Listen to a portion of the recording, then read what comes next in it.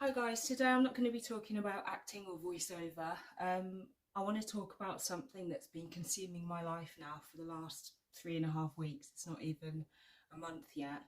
And I'm doing this because over the last couple of weeks I found a lot of solace in, I don't know, seeking out stories of people that are going through or have been through something similar. And I've just had this overwhelming urge to share, and if that can help anybody, then that's great. So on today is the 3rd of November 2023, and on the 6th of October, I found a lump on my breast, and I thought nothing of it. I was just sitting up in bed reading a book, found it. It's about there, and it felt quite hard, and I did the usual thing of googling, and I knew a hard lump wasn't great. So anyway, that was a Friday night, and on the Monday I called my doctor, and they managed to see me in the afternoon, which was great. And she said, yeah, there is something there, but we will refer you for the NHS 2-week breast clinic. So I said, okay, great. Then 2 days later, it was my birthday, and my partner had booked a surprise trip. We ended up going to Barcelona. So we were there for 3 days, got back on the Sunday, and on the Monday they rang me and said, we have an appointment for you tomorrow on the Tuesday. So that was great.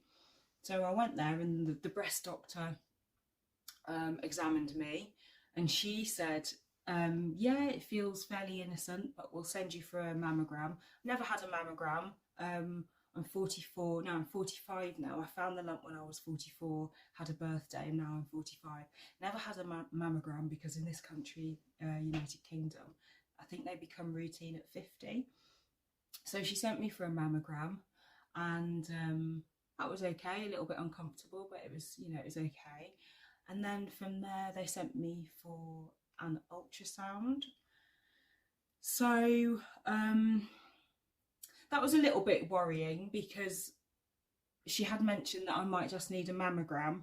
So I got sent to an ultrasound, had to wait, and when I went in, they put the gel on me and the probe, or whatever you call it, so they can see. And she straight away, within 30 seconds, said to her assistant, oh, we need to biopsy. We need to biopsy 2 areas. And I thought, okay. And I was lying there freezing cold, scared. And so they put anaesthetic into the area, both under my arm here, where I didn't know there was anything, and into the lump. And they use this sort of machine that makes a noise like a clicking sound. I think it goes in, takes a sample of cells, and it comes out. Didn't really feel anything, apart from afterwards when the anaesthetic wore off. But anyway, so I left there, and she'd written sort of a letter and said, could you hand this back to the original breast doctor that you saw this morning?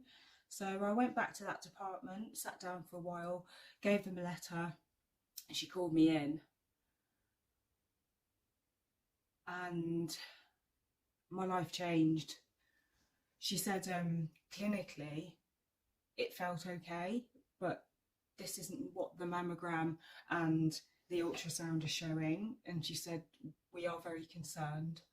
And, like in a film, when somebody's talking to you and their voice sort of tunnels past, that's what happened, because she mentioned the word cancer.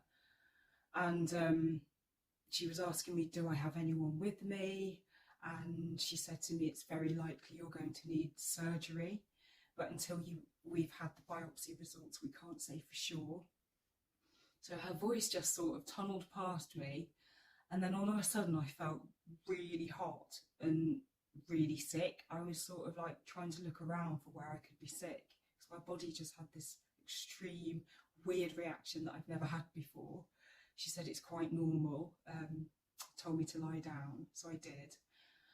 And she told me, then I left, and she told me that I would get my biopsy results within 7 to 10 days. That wait was, I can't tell you how horrific it was. So I didn't tell my mum, because I didn't want to worry her, basically. I was just hoping that in 7 to 10 days I'd get news that it was benign, because I'd heard that 80% of biopsies come back benign. Didn't tell my best friend because her father is currently very poorly and I didn't want to trouble her. But I did speak to my sisters. I've got 2 wonderful sisters, older one, younger one, and I spoke to my partner. That was a really, really difficult time that week, and I went through so many emotions. And one of the emotions that I try to steer clear from is why me? Because this happens to so many people every day. Every day, like, people deal with this.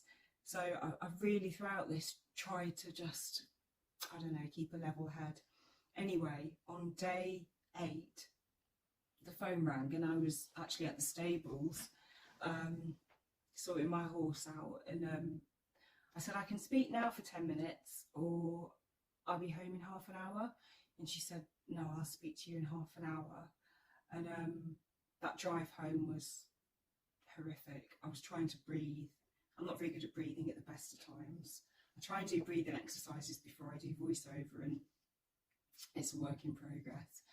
So I got home and I told my sisters that I was going to have the news, and the phone rang, and yeah, basically she confirmed that it's cancer, that they found breast cancer. And it's just honestly, like, your whole life is just, it's just such a shock. It's so many emotions go through your head, it's insane. She basically said, I'm sorry to do this isn't the normal way we would do it, because often we'd like to call you into clinic, but this is about speed. And she said, I had already been told that in my ultrasound they'd seen a 3rd area and that I was going to need a 3rd biopsy. So this lady on the phone said, you do need a 3rd biopsy, as you already know, but you can't go for that yet because we need to send you for an MRI. So I put the phone down and I asked my sisters if they were free, and we went on a video call. And it was so hard to spit it out because they were just there waiting. And I just remember saying, I need to go for an MRI, I need to go for an MRI. Because it is. And I don't know if I was making any sense to them, but they basically said, right, we're coming now. We're coming right now. And they dropped everything. One of my sisters lives about 2 hours away, the other one about 1 hour and 20. And they came. And all I could think about is how I was going to tell my mum, because for the whole 8-day wait, I just thought, okay, when they call me, I'll tell my mum, but hopefully I'll be telling her it was just a scare, it's okay. So my sisters turned up here at this house, and one of the first things I said to my younger sister when she came through the door was, I didn't even know boobs this small could get it. Yeah, I don't have massive boobs. I don't know why I thought that would make a difference, but anyway. And then my other sister came through the door, and one of the things I said through a snotty nose was, what was the point in all that kale and broccoli? Because I'm a really healthy eater and I love exercising and stuff. So anyway, we managed to have a little giggle through the trauma, and I had to call my mum then. I thought, I need to call her. So I called my mum, and I hadn't spoken to her for a few days, and she was like, hello darling, you okay? And I was like, no. And she was like, why? And I couldn't spit it out. I was just trying to find words, different words. I'm not very well. My sister's here. My sister's here. Sort of knowing. My sisters are here because I've got breast cancer. And I heard my dad sort of knew it, bless you. And I said, right, we're coming. We're coming now. So they came, and that was really They are an hour and a half away, so they can. What I wanted to do all week was just have me alone. I just, now I couldn't tell her what I was going through the waves, I just couldn't do it. So she's used to it.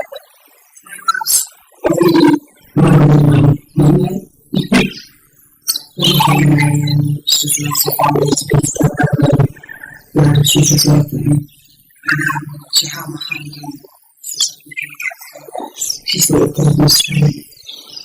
So since then, I had a call. I think that day, and it's a suspected breast MRI scan. So the MRI scan came up 3 days after the news.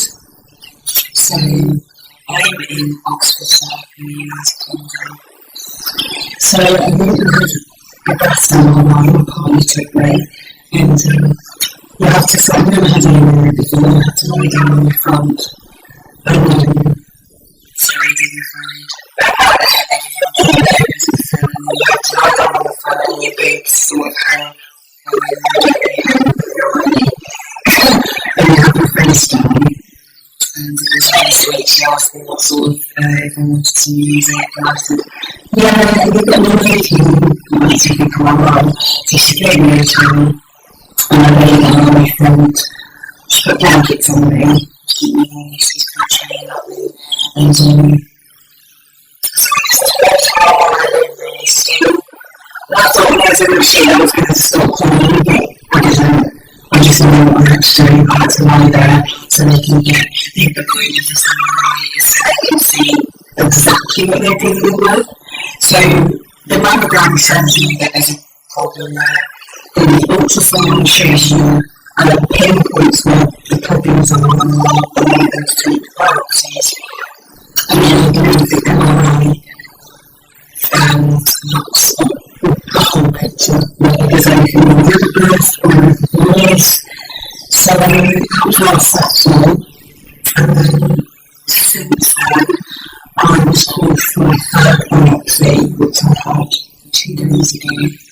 And this time it was a vacuum-assisted biopsy. So it's kind of invasive.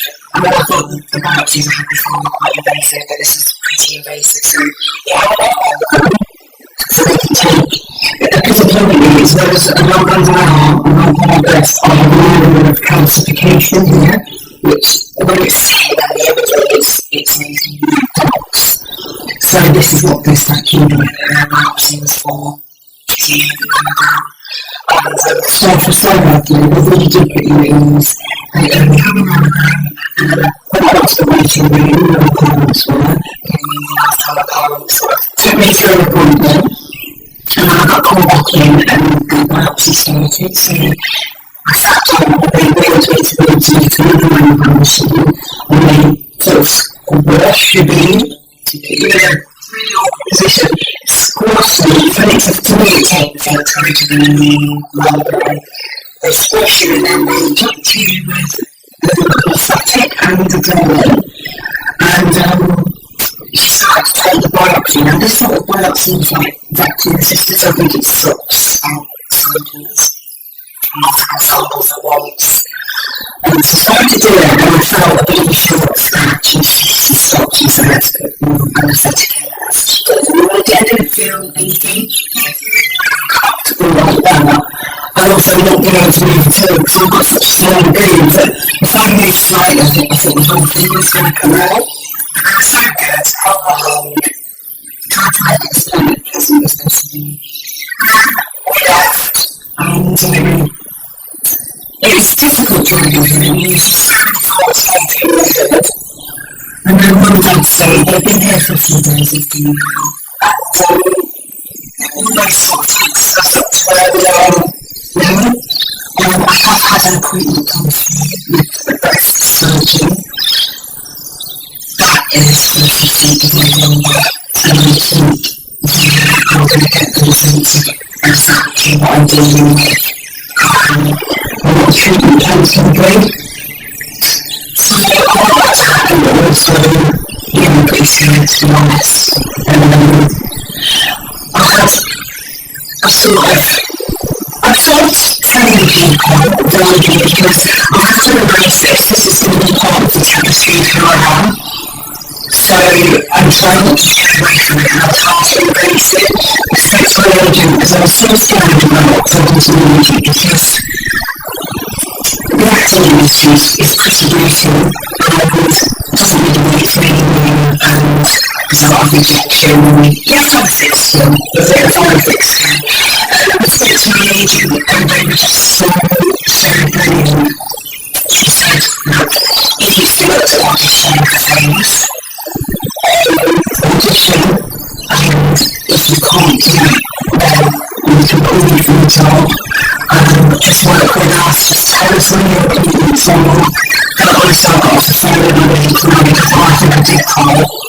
She also put me in touch with a lady and she knows it's her breast cancer. I spoke to her, she gave me a half hour of the dream and gave me an hour. I had so many questions. And I just felt that it's really helping me to come to people and to see that videos on YouTube and other places. Just to really talk about it.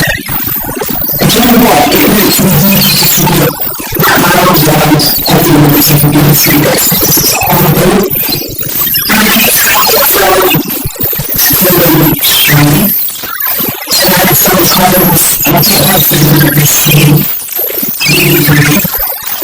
You just have a paper. And that's sort of like the whole lifestyle and that. I'm a person that I have to really like come to see it every day, considering things, doing like from school, from scratch, again for whole 6 different runs, like I really scoring industry is fit and sporty person, but I understand that consequences come with it, so there's those things around I'm dealing with them and I don't admit it really now. And like I said, people around me, my sisters, my partner, my friends, everything sacrifices, really, I try not to. So what's going on now, and I don't know when I get this feeling out, or things are what you want to help anybody, but I hope that I'm possible. I don't know, for me, obviously a lot of people are also going through this. So if you are going through this, please tell me about it in the comments. I want to know your family, what have they said to you. So they said to me is,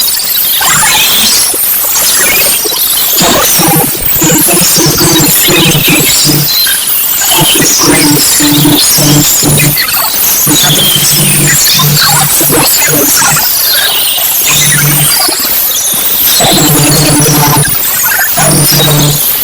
Yeah, let me know if you want a follow-up understanding of me. Thank you all for listening.